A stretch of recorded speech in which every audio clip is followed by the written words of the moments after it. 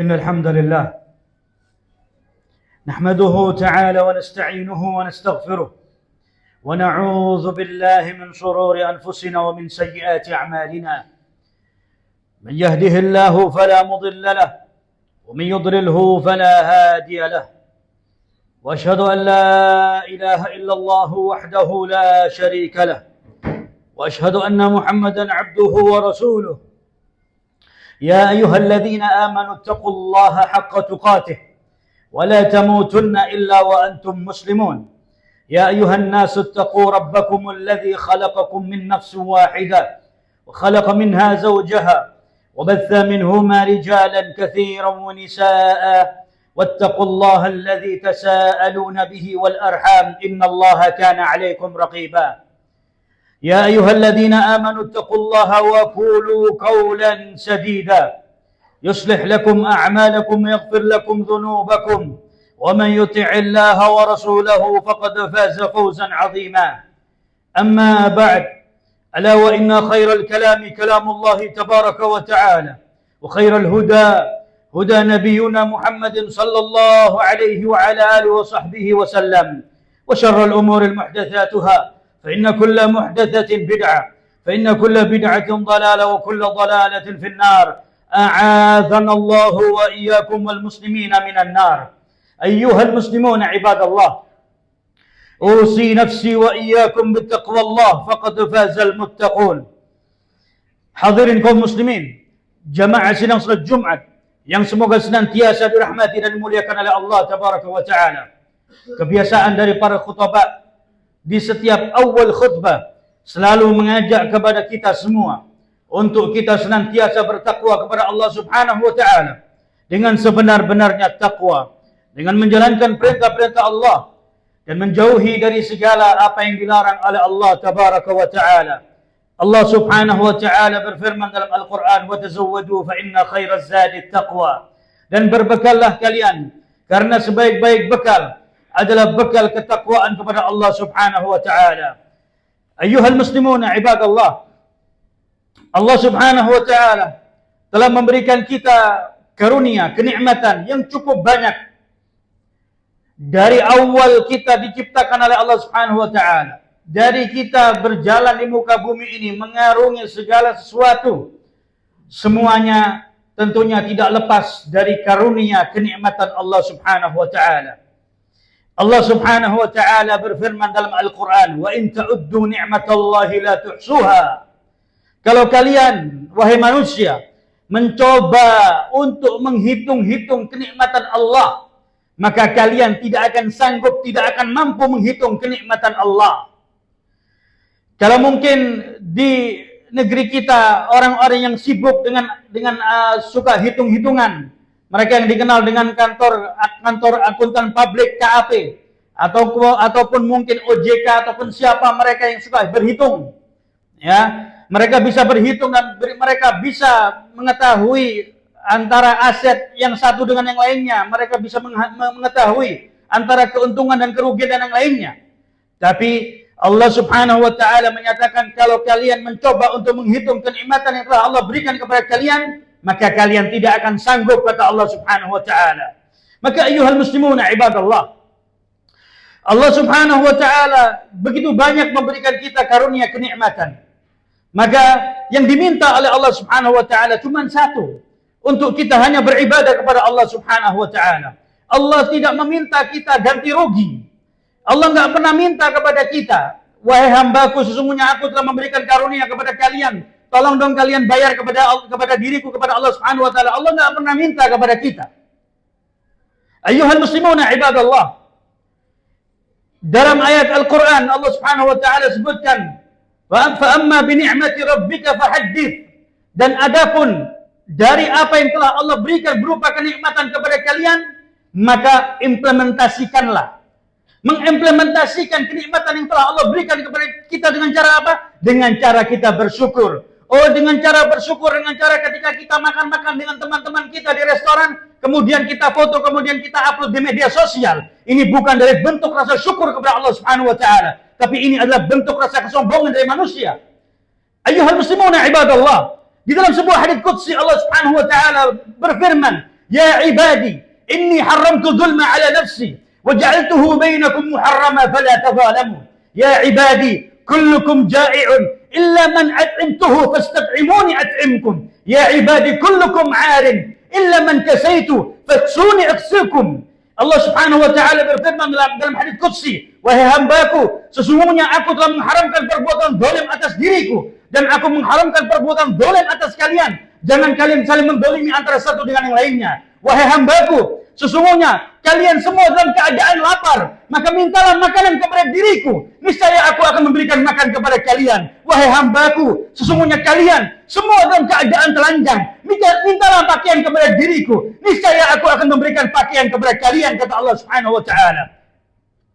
Maka ayuhal muslimuna ibadallah, maka tidak sepantasnya kita berjalan di muka bumi ini menjadi manusia yang congkak, menjadi manusia yang sombong, bahwasanya makanan yang kita beli di warung setiap hari, makanan yang kita makan di restoran setiap hari, datangnya dari Allah Subhanahu wa taala. Kendaraan yang kita pakai datangnya dari Allah, pakaian yang kita kenakan datangnya dari Allah Subhanahu wa taala. Karena kita lahir di muka bumi ini tidak memiliki apapun. Kita lahir di muka bumi tidak melekat sehelai benang pun dalam tubuh kita. Maka ayuhal muslimuna ibadallah, Allah cuma minta, fa amma bi ni'mati rabbika fahaddits. Ketika Allah memberikan kenikmatan kepada kalian, implementasikan dengan kalian banyak bersyukur kepada Allah Subhanahu wa taala. Maka ayuhal muslimuna ibadallah, maka hendaklah kita mengetahui, bapak-bapak sekalian yang ada di tempat ini, tentunya ini adalah tempat yang sangat baik, tempat yang sangat tempat yang sangat mulia insyaallah, bahwasanya Anda semua di sini adalah nakes, adalah orang-orang yang bekerja untuk kepentingan kesehatan masyarakat, bahwasanya Anda memiliki pahala yang besar di sisi Allah Subhanahu wa taala. Tapi ingatlah bahwasanya ada satu bentuk karunia Allah Subhanahu wa taala yang pada setiap diri manusia, yang mana Allah Subhanahu wa taala telah memasukkan jumlah sel dalam tubuh kita. Mungkin bapak-bapak lebih paham dari saya, tapi disebutkan oleh para ahli bahwasanya Allah telah memasukkan sel di dalam tubuh kita sebanyak 30 sampai 40 triliun di dalam tubuh kita. Bahwasanya sel ini akan melakukan recovery, sel ini akan melakukan perbaikan-perbaikan dalam tubuhnya, dan ini semua adalah makhluk Allah Subhanahu wa taala yang mereka semuanya diperintahkan oleh Allah Subhanahu wa taala untuk melakukan perbaikan-perbaikan dalam tubuh manusia. Dan perkara ini tidak pernah kita pikirkan, perkara ini kita tidak pernah bersyukur kepada Allah Subhanahu wa taala.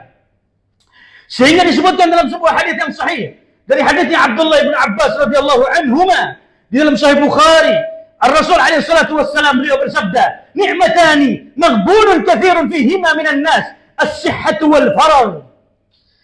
Ar-Rasul alaihi salatu wassalam beliau bersabda, dua kenikmatan yang paling banyak dilalaikan oleh manusia, yaitu yang pertama, kenikmatan kesehatan, dan yang kedua, kenikmatan luangnya waktu. Ayuhal muslimuna ibadallah, kenikmatan kesehatan. Orang ketika dia sehat, maka dia akan lupa kepada Allah Subhanahu wa taala.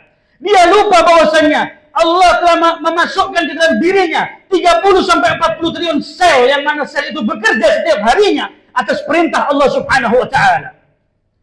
Ayuhal muslimuna ibadallah, ketika orang datang ke rumah sakit atau rumah sehat, mereka akan merasa bahwasanya oh diriku sekarang sudah sakit, maka dia ingat kepada Allah Subhanahu wa taala.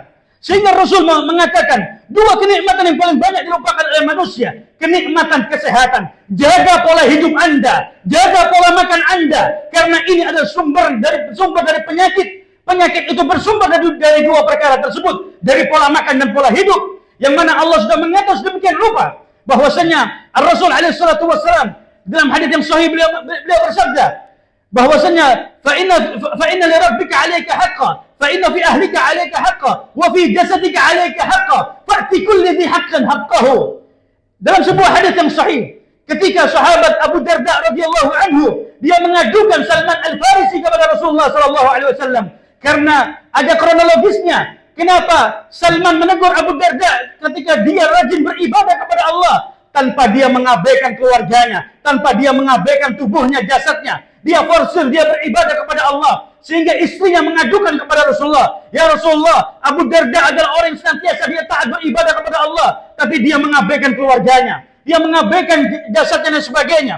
Lalu Salman Al-Farisi dia bermalam di rumah Abu Darda, ingin melihat apa yang dikerjakan oleh Abu Darda. Ketika di permulaan malam, Abu Darda hendak bangkit menegakkan salat malam. Kata Salman Al-Farisi, "Tidur, sekarang waktunya tidur." Maka tidurlah mereka. Kemudian pada malam berikutnya, pada seperdua malam berikutnya, maka terbangunlah, terjagalah Abu Darda, dia ingin sholat. Kata Salman, tidur.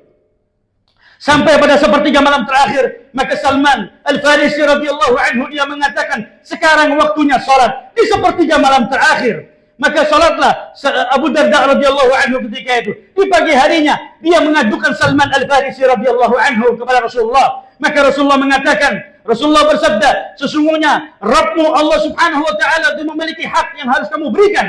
Kemudian di dalam keluargamu itu ada hak yang harus kamu tunaikan. Kemudian di dalam jasadmu itu punya hak yang harus kamu tunaikan, kata Rasulullah. Maka berikanlah porsinya masing-masing. Semua ini punya porsi, semua ini punya jatah. Sehingga disebutkan oleh ahli-ahli kesehatan bahwasanya ketika mata ini lelah, mata ini ngantuk, maka tidurlah. Ketika perut ini lapar, maka makanlah. Ketika kita merasa dahaga, maka minumlah. Ketika kita hendak buang hajat, maka keluarkan apa yang ada dalam isi perut kita. Karena ini semuanya sudah bekerja dengan sistem yang Allah ciptakan, yang mana kita tidak pernah mengetahuinya bagaimana sel-sel ini bekerja dalam tubuh kita. Maka ayuhal muslimuna ibadallah, kenikmatan kesehatan banyak dilupakan oleh manusia karena kita tidak terdidik dengan pola hidup yang sehat, dengan pola makan yang sehat, sehingga banyak manusia-manusia yang mereka sudah pada akhirnya di ending akhir hayatnya mereka merasakan sakit, akhirnya mereka baru ingat kepada Allah Subhanahu wa taala. Maka ayuhal muslimuna ibadallah, nikmat yang kedua yaitu nikmat luangnya waktu. Ketika seorang itu dia diberikan waktu yang luang, maka dia tidak bisa memaksimalkan waktunya dengan baik. Ada yang mereka sibuk dengan gadgetnya, ada yang mereka main game, ada yang mereka nongkrong kongko di kafe-kafe dan sebagainya. Mereka lalaikan waktu luangnya. Tapi disebutkan dalam sebuah hadis bahwasanya hendaklah kalian waspada dengan 5 perkara sebelum datang 5 perkara. Masa mudamu sebelum datang masa tuamu. Yang mana masa muda ini akan ditanya oleh Allah Subhanahu wa taala. Masa muda kita dipergunakan untuk apa? Allah akan bertanya di yaumil qiyamah. Kemudian masa sehat kita sebelum datang masa sakit kita. Kemudian manfaatkan masa sehat kita sebelum datang masa sakit kita. Kemudian manfaatkan waktu luang kita sebelum datang waktu sibuk kita. Kemudian manfaatkan yaitu masa kaya kita sebelum kita jatuh miskin. Kemudian manfaatkan masa hidupmu sebelum datang ajal kematianmu, kata Rasulullah sallallahu alaihi wasallam dari hadisnya Abdullah bin Abbas di dalam Mustadrak Hakim rahimahullahu taala. Maka ayuhal muslimuna ibadallah, pergunakan waktu ini dengan baik, pergunakan kesehatan ini dengan baik, karena semuanya akan ditanya oleh Allah Subhanahu wa taala di yaumil qiyamah. Atas kenikmatan yang telah Allah berikan kepada kita, semuanya akan dihisab oleh Allah Subhanahu wa taala. Semuanya akan ditanya oleh Allah Subhanahu wa taala di yaumil qiyamah. Semoga Allah Subhanahu wa taala memberikan taufik. Aqulu qouli hadza, astaghfirullah li wa lakum wa li sa'iril muslimin, fastaghfiruhu innahu huwal ghafurur rahim.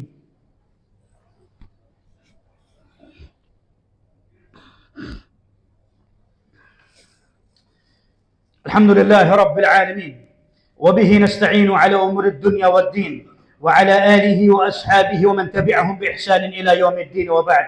أيها المسلمون عباد الله, pada khutbah Jumat yang kedua ini saya tidak memperpanjang dari khutbah yang pertama. Al-khulasa, bahwasanya Allah Subhanahu wa taala telah memberikan kita karunia demi karunia yang sangat banyak, yang jumlahnya kita tidak sanggup untuk menghitungnya. Maka pergunakan karunia yang banyak ini dari Allah dengan kita banyak bersyukur kepada Allah Subhanahu wa taala, dengan kita banyak beribadah kepada Allah Subhanahu wa taala. Karena semua yang kita kerjakan di permukaan bumi ini semuanya akan dihisab oleh Allah Subhanahu wa taala. Maka ayuhal muslimuna ibadallah, jangan kita menjadi manusia-manusia yang kufur nikmat kepada Allah Subhanahu wa taala. Semuanya ini akan dihisab oleh Allah, semuanya akan ditanya oleh Allah, semuanya akan diminta pertanggungjawaban oleh Allah Subhanahu wa taala atas apa yang telah kita rasakan di dunia ini. Semuanya akan dibuka catatan-catatannya oleh Allah Subhanahu wa taala. Maka ayuhal muslimuna ibadallah, jangan sampai kelak kita di yaumil qiyamah menjadi orang-orang yang merugi, orang-orang yang menyesal. Ternyata banyak orang-orang yang menyesal di yaumil qiyamah karena mereka melalaikan kenikmatan yang telah Allah berikan kepada mereka di dunia ini. Ada di antara mereka yang mereka salah mengambil yaitu teman-teman bergaul, mereka salah mengambil guru-guru, sehingga ketika di yaumil qiyamah mereka mengatakan di hadapan Allah Subhanahu wa taala, ya wailata laitani lam attakhidh fulanan khalila laqad adallani an dhikri ba'da ija'ani wa kana asyaitanu lil insani khadula. Mereka menyesal di hari kiamat mengatakan, duhai kalau seandainya dahulu ketika di dunia kami tidak menjadikan si fulan sebagai teman dekatku, sebagai guruku, sebagai partner bisnisku, sebagai teman aku nongkrong dan sebagainya, karena mereka telah melalaikan aku, melupakan aku untuk mengingat Allah Subhanahu wa taala. Dan syaitan telah menipu manusia dari jalannya Allah Subhanahu wa taala. Kemudian yang lainnya mengatakan, ya laitani ata'na Allah wa ata'na Rasulah. Dan yang lainnya mengatakan, duhai kalau seandainya dahulu kami mentaati Allah dan Rasulnya. Dan itulah orang-orang di yaumil qiyamah. Ada di antara mereka tidak memperhatikan, mentadabburi ayat-ayat Allah. Mereka melupakan ayat-ayat Allah. Dan di hari kiamat mereka dibangkitkan dalam keadaan buta matanya. Dan mereka dilalaikan oleh Allah Subhanahu wa ta'ala. Dan mereka protes kepada Allah Subhanahu wa ta'ala. Ya Rabbi lima hasyartani a'ma wa qad kuntu basira. Qala kadzalika atatka ayatuna fanasitaha wa kadzalika al-yawma tunsa. Mereka protes kepada Allah ketika dibangkitkan dalam keadaan buta matanya di hari kiamat. Mereka mengatakan, ya Allah, kenapa kami dibangkitkan dalam keadaan buta mata kami? Dahulu kami di dunia kami bisa melihat. Maka Allah mengatakan, demikianlah, kalian telah melalaikan, melupakan ayat-ayat kami di dunia. Maka di hari ini kalian kami lupakan, kata Allah Subhanahu wa ta'ala. Maka jangan sampai Allah Subhanahu wa ta'ala di hari kiamat melupakan kita. Maka kita termasuk orang-orang yang merugi di hari kiamat. Maka ayyuhal muslimuna ibadallah, ini adalah bulan yang baik. Sebentar lagi kita akan menyongsong bulan Ramadan. Maksimalkan manfaatkan bulan demi bulan, waktu demi waktu. Karena semuanya ini akan dihisab oleh Allah Subhanahu wa taala. Jangan sampai kita tidak berpuasa di bulan Ramadan, karena kita akan merugi, yaitu orang-orang yang keluar dari bulan Ramadan, dia tidak diampuni dosanya oleh Allah, maka dia termasuk orang-orang merugi. Dan didoakan oleh malaikat Jibril dengan orang-orang rahima anfu rajulin adraka Ramadan wa lam yaghfirullahu lahu, celaka binasa bagi orang-orang yang dia berjumpa dengan bulan Ramadan, dia keluar dari bulan Ramadan, Allah tidak ampuni dosa-dosanya. Didoakan oleh malaikat Jibril dengan kebinasaan dan diaminkan oleh Rasulullah sallallahu alaihi wasallam.